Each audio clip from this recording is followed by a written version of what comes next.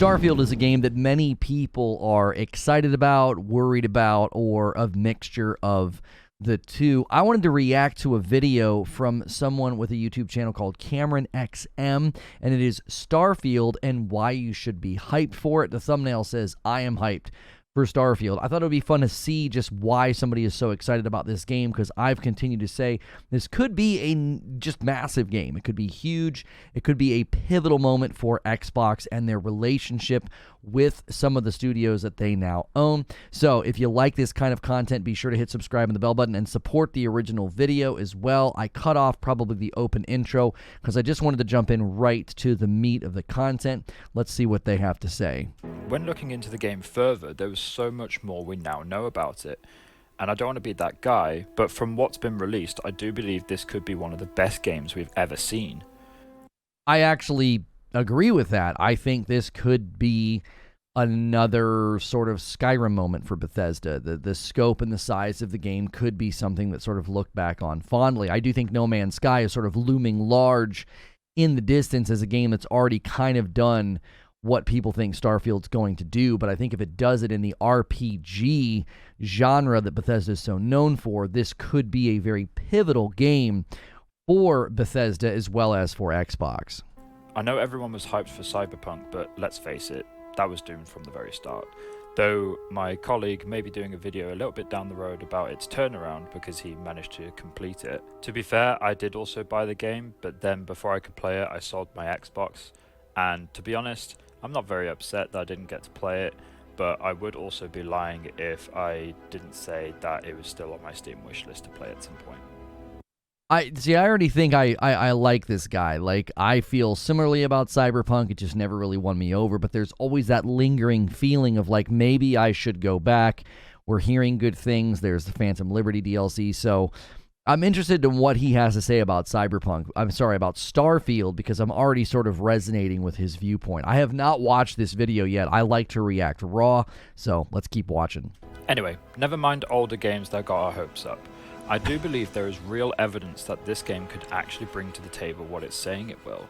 After spending 2 seconds on Google trying to look up bad reviews for Bethesda games, the only thing that came up was Fallout 76, and let's be honest, other than Skyrim Online, which the only info about that game I get is from my brother, Bethesda isn't a studio that really makes MMOs, so we can write off Fallout 76. Well, I don't know if I want to write off Fallout 76 because they attempted to do something in a larger scope with the Fallout brand. So I do think it's fair to have some pause and some concern about Starfield in relation to the way that Fallout 76 was marketed and the way that they talked about how great it was going to be. I don't think we can just sort of overlook it, but I definitely think it gets overstated in the discussion about Starfield. When I think about what Starfield can deliver, I'm looking at Fallout 4 and Skyrim. And if they can take that RPG excellence and take us into outer space, and it looks wonderful, then I'm sold. I'm in. My biggest concern, honestly, about Starfield is performance. It looks like a massive game. I feel like it's going to struggle on the Series S, and so I'm curious if he'll touch on any of that. I'm glad we all agree. Bethesda, I want to say with slight hesitation, always delivers on their games. In this case, I'm mainly talking about the Elder Scrolls series and the Fallout series. These past games have been amazing, and you can check out the reasons why I believe this in my latest video here. Right, enough introduction. Let's get down to the reasons as to why we should be hyped about this game. Todd wants a game where we can feel accomplished, and that you can invest time into and get something out of in return. This leads us to believe that the world is going to be something that you can make your own, and in my other video, I talk about the fact that Todd always says that they make the game and the world the game takes place in around the player and what they may want to do. Every possibility is thought out, every option is there, every path you want to take is there and waiting. And I think that's one of the ways that Starfield could end up being a truly special game. We're very close to finishing Star Trek The Next Generation, my wife and I. And the more I've looked at Starfield and what you're going to be able to do with your ship and a crew and exploring and setting up bases and getting people to do things for you, the more I have felt like I want to approach this game as if I'm the captain of a ship in Star Trek, just exploring strange new worlds and finding stuff and establishing my crew and making my ship better and new technology. I think this game does have limitless potential, especially within the modding community. Now, I know people always say, oh, Bethesda, Bugthesda, they let the modders fix everything. I really don't think that's going to be the approach this time. I think that gets exaggerated with respect to Skyrim and Fallout 4. But I do think the potential for so many mods and things with Star Wars or Star Trek and things of that nature with the planets in Starfield, this game could usher in a very special era of symbiotic game creation where the community comes alongside of a game and takes it even further than it was in its vanilla state. One thing that we know about Starfield that ties into this thought is the base building mechanic. We see in a video that you can place a beacon wherever you like by the looks, and then commence building wherever you like within that marked zone. Whether or not this will be able to be expanded is unknown. The good thing is that you can build more than one. Whether this is a maximum amount per planet or throughout the entire galaxy is also unknown. Mm-hmm. Todd even mentions that you have free roam on where you want to build your base, so this part of it is confirmed. Having time and effort put into where you want your base to be and how you're going to design your base and what you want to do with your base going forward in the game is a great way to get players to invest time into the world that Bethesda has made. We all know that customization of anything in games is amazing because you can put your stamp on something. Similar to the base building, you can also design how your spaceship looks. This, I can only assume, also then has a repercussion on how your spaceship operates and how you go about using it. I'm not sure if you could base your ship on the thought of being a trader in this universe, but it will certainly be interesting to find that out. Yeah, this is one question I have because there have been interviews about just how expensive this part of the game is going to be. What exactly does the ship end up looking like the more you invest in it? I do think that is a giant question mark. I think that's a huge extension of the RPG experience. The ship itself is almost a part of the experience because it's not just your character anymore. You have different rooms and different technology and a crew. That's a lot of unknown right now. We've only heard about the dialogue system, number of dialogue trees, and then how factions and quests will work. It remains to be seen exactly how much the ship's role is going to contribute in the moment-to-moment sort of day-to-day play of Starfield. You can also handpick the people you hire to run your base and help you out on your ship. All of these options already give the player a vast amount of time to pick and choose people they like the look of and look out for certain skills that some might have over others. All of this plays into how the player wants their world to run. Todd mentions there are loads of games that at the start of them you get to pick your stats, etc., but they're ready to take that further and do it in a different way. Much like in Mass Effect, but done on a much larger scale, is picking your background. You get the choice of over 15 backgrounds which offer 3 starting skills, of which people in the game take notice of and base conversations off of, unlike in Mass Effect. The sheer amount of backgrounds you can choose from makes the player choose wisely as to the type of person they want to be, at least in this playthrough of the game. I'm fairly certain, too, they said somewhere that you can change those if you end up not liking them, so I don't know what sort of impact that would have. Like if you go and interact with somebody with one background and then you decide to change it later, what will that do to your interactions with those NPCs? Will it retroactively remove their opinion of you, alter it? I'm very, very curious how that's going to play out. There are descriptions as to the type of person that would be attached to such a background. So if you want the skill but not the characteristics that come about with having such skills, you can decide what you want more. There are even traits you can pick from, which by the sounds of it, depending on certain situations, make a certain outcome happen. In this case, unlike the background, you get to choose 3 traits. Some can be teamed up with others, making you better for certain situations, where some have to be chosen over others. It might be the traits that you can change now that I think about it. I don't know if you can change your background, but I do know that traits menu, I'm fairly certain they said somewhere that if you don't like what you picked, you can go change it. I'll probably get corrected in the comments on this. These traits come with both advantages and disadvantages. Depending on how you want to play the game, there are traits for every situation. Also, much like in Mass Effect, there is a research system, which makes you explore planets a little bit more, as by the looks of it, you have to have certain materials to unlock certain bits of research, which then in turn get made into useful tools that you can craft. again, which required those materials. I've always said that games are an escape. I would say around half the people who play games aren't playing them for the sake of it. I'm not going to get into politics, but the world isn't that pretty nowadays. Games offer this escape to another world that, yes, it might not be pretty either, but at least you can be the superhero that saves it. I'm not saying that a world can't be saved by the likes of you and me, but with games, they offer you a direct route to being that superhero, and Bethesda specializes in doing this. At their core, Bethesda know that they have a certain way of doing things, and they know that fans expect a certain level of quality from them. They want to be able to keep this assured quality, but also they want to be able to evolve and give their fans something a little bit more. They do this by hiring people that were brought up with their games. By doing this, they have people who know the style of Bethesda, but also have new ideas as to how to connect their style to a modern platform. I think it's also really important to note that Bethesda's putting a lot on their shoulders with Starfield. This isn't another Fallout. This isn't another Elder Scrolls. Like even a new Fallout, like a Fallout 5 or the next Elder Scrolls, is going to be, I think, incredibly hard to deliver. I think it's why we've never gotten a Half-Life 3 or a Portal 3, because of the fear, and you just wait too long and the expectations just get too high. You can also end up with like a Borderlands 3 situation where you just take way too long to deliver, and then it just isn't what anybody really hoped for. It doesn't really feel like it delivers. So I do think that Bethesda's putting quite a bit of pressure on themselves with Starfield, which means you would think that that means it's going to deliver and be excellent. But there's just so many concerns and question marks that I have from the acquisition. Hopefully that didn't cause any issues with development. You know, Todd Howard said that, we design for Xbox first.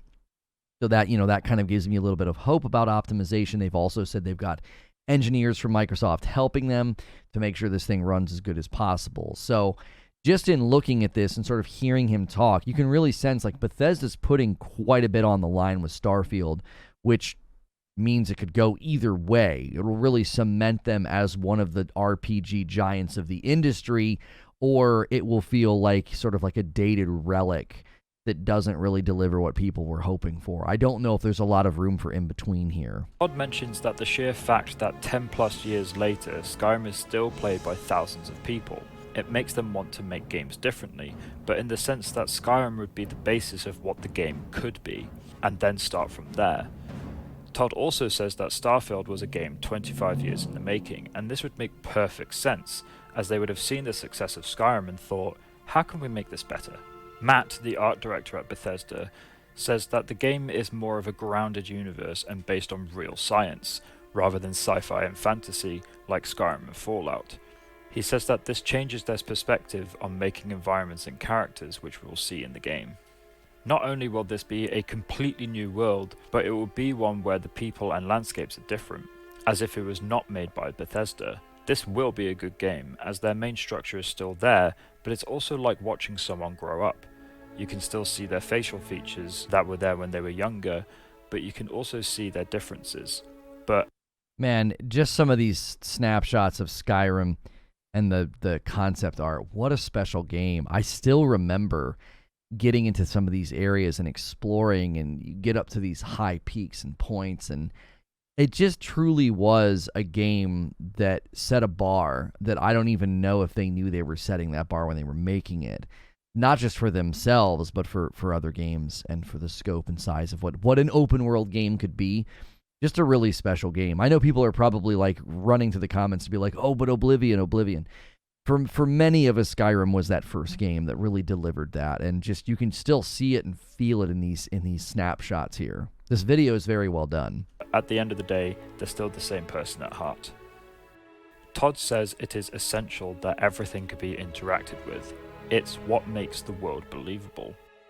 He also likes the fact that you can land your spaceship anywhere and watch the sunset and the nighttime come over the landscape. He says it might not be gameplay, but is essential to how the player feels throughout the world. I actually agree with him.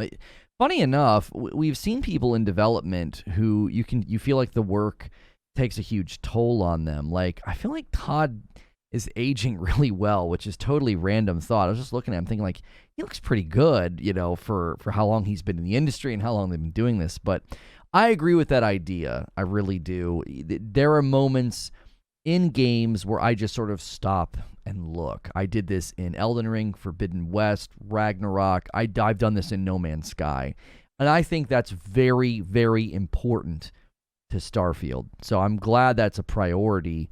And that, again, comes back to some of my concerns about performance. If the game doesn't run well, if it's not an enjoyable experience, like for those of us that really value 60 FPS, that's a concern, because I think that would break what he's aiming to do with the game. It would really hurt and harm that, making it sort of, if it's unenjoyable to be in the game because of performance issues. It's the fact that Bethesda doesn't always look for what makes good gameplay, but what makes the world believable and livable that makes them amazing developers. Emil says that Bethesda doesn't make RPGs, we make simulations, and that couldn't be put in a better way. Their worlds are so realistic that I find this to be a more fitting genre for their games, and you might as well have called Fallout Apocalypse Simulator, but with a story. The technology used to make the game is based on scans of real-world models and photogrammetry. This is based on the fact that Bethesda wants you to believe that you are a real person talking to real people and walking around real landscapes, all leading towards the experience of the player. The factions are a lot more thought out, not that the old ones weren't. We have the United Colonies, who are what they call the future of the Space Republic. Could this be based on the Empire in Skyrim? You could join them and possibly be in a war where colonists have made a home out of a planet, and yet the Republic believes we should be under one big umbrella. There's the Freestar Collective, who they say are the space western fantasy people who are out there on the frontier. There is also the Crimson Fleet, known as the Pirates. They're one of the enemies of this game, but they allow you to join them. This is typical in a good way from Bethesda, as in Fallout you can join the Institute, which at the very start of the game you're told to believe is the enemy, not taking into account that it's a massive part of the story. Also, like in Fallout, they allow you to quote-unquote infiltrate factions and then report back to other factions you may have previously joined. Though this is not a new mechanic, it certainly means well that they have kept something like this in their new games. You can only imagine what improvements they have made to this though. Yeah, whenever they released that, I was just enjoying listening to him talk. It's such a pleasant video. The factions and the quests, I agree. The more I hear, the more I'm like, they've got a good game here. There are all the pieces and parts of a great Bethesda RPG starting to slowly emerge from the water. I just really, really hope this thing delivers, because it sounds like just the potential's just massive. It really does. Have Ryujin Industries, which I really hope that I've pronounced that correctly, which represents corporate life. Will Shen, lead quest designer, says that this one has one of the best starts of any of the factions. You have Religious House Varun, which again I'm hoping that I'm pronouncing correctly, as Bethesda always does a religious group.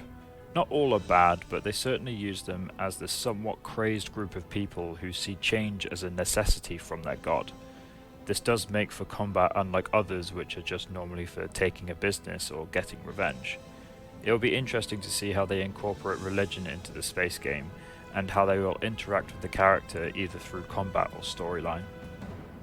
Bethesda looked at the world that they wanted to make and thought about who would make this world more believable. This is how they create the factions.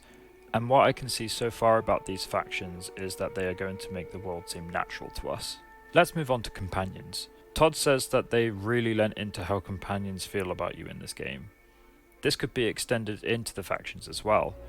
I know in Fallout 4 the companions you made through one of the factions gave you that connection as to how the faction feels towards you through your actions. But it would be interesting if the companion you made through the factions in this game had more of their own thoughts and feelings, separate from their faction. They could like their ideals, but if you do something that the faction doesn't love, but the character knows you did it for a reason, they would then understand. That, in my opinion, would make the characters a little bit more believable.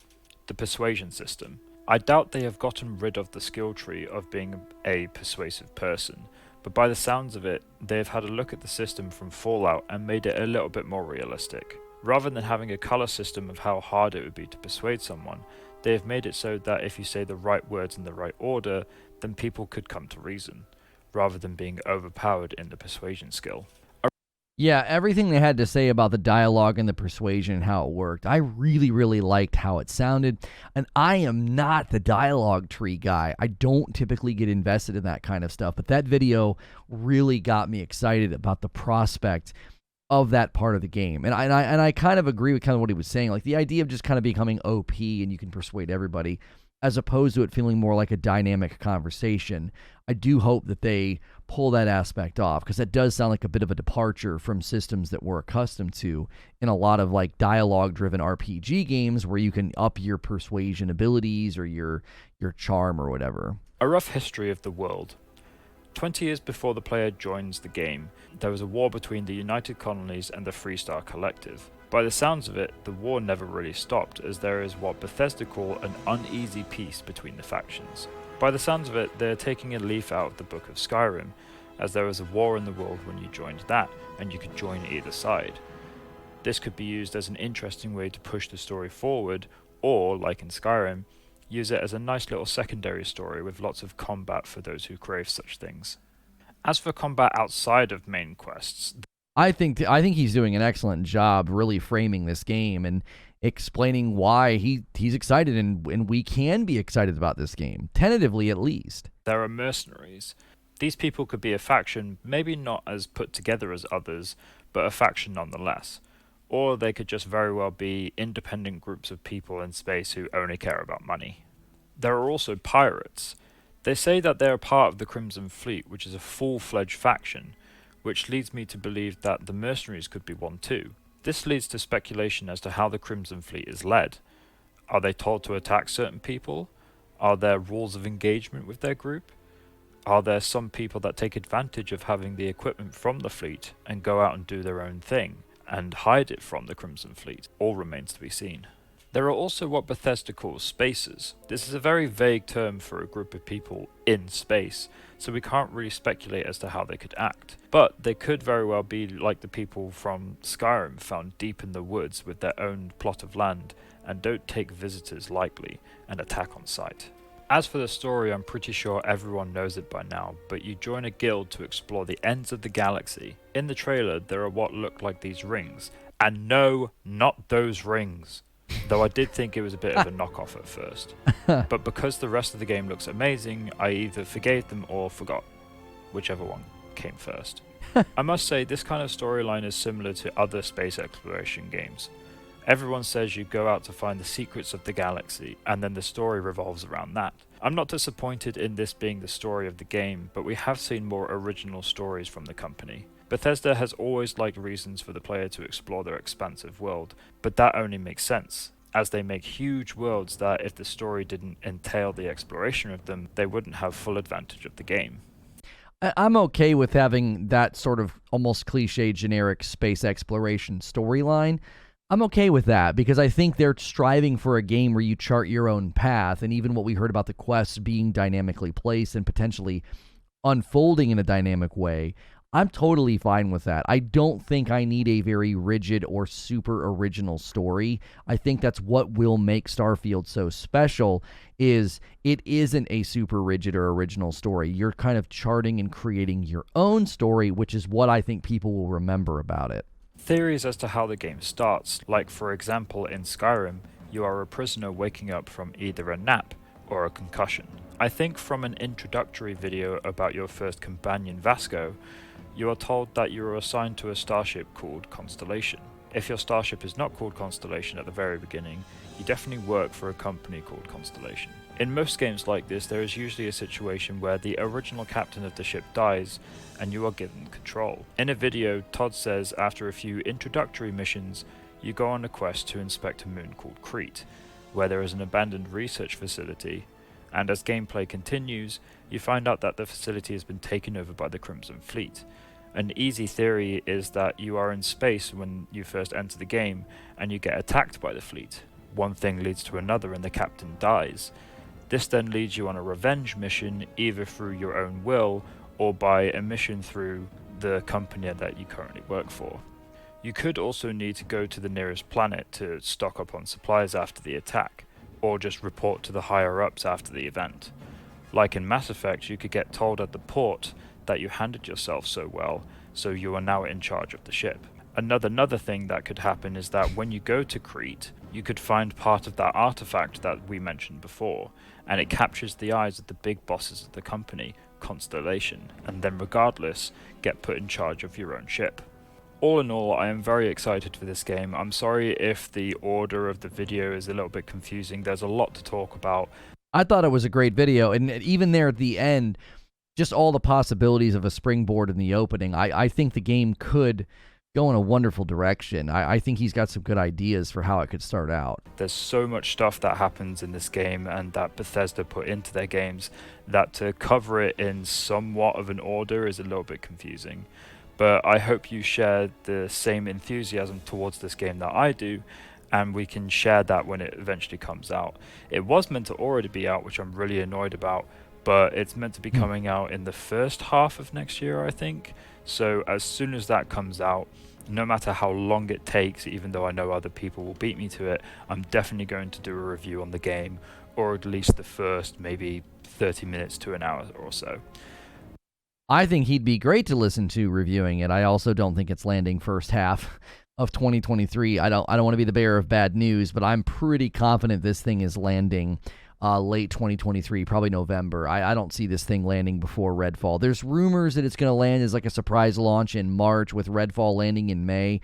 I have severe doubts that will take place, but we'll see. But yeah, thank you very much for all of your guys' attention on this channel recently. It's been a bunch of fun seeing the progression of everyone interacting with the videos and subscribing to the channel.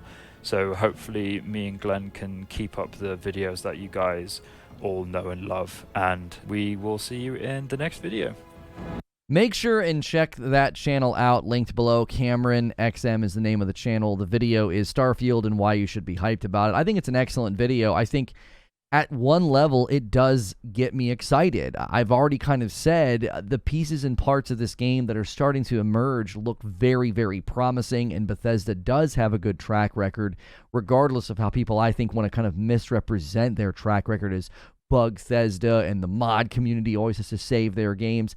I don't agree with that. I don't think they have the reputation, size, and pull that they do because of that. If you look at New Vegas and Fallout 4 and Skyrim, obviously we have to kind of eat around Fallout 76, but they know how to build an RPG. They know how to build something that has lots of length and complexity, and they're really reaching pretty far with the dialogue systems and the quests and the factions, having it all tied together in a game that seemingly will be one of the largest games you can play in its genre, with the number of planets and different experiences you might be able to have. So excellent video. I am excited for Starfield. My largest concern is performance. That is always going to be the point that I continue to make. So if you enjoyed this video, make sure and hit subscribe and the bell button. That way you can tune into my live streams when we do those, as well as these uploads and reaction style videos.